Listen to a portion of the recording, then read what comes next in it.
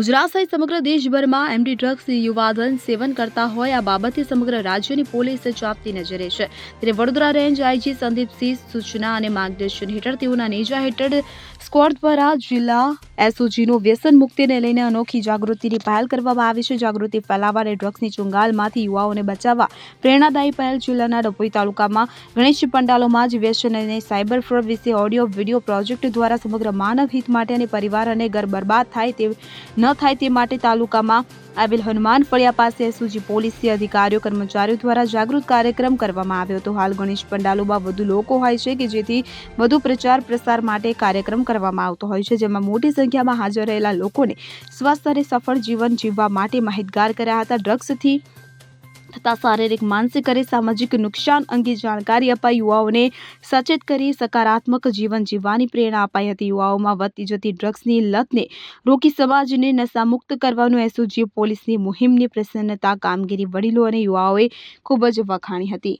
ફકીરા ખત્રી સાથે CN24 news Dabhoi. હવે જુઓ દેશ દુનિયાની તમામ ખબરો તમારી આંગળીના ટેરવે। ઉઠાવો મોબાઈલ અને ગૂગલ પ્લે સ્ટોર પરથી ડાઉનલોડ કરો અમારી CN24 ન્યૂઝ મોબાઈલ એપ।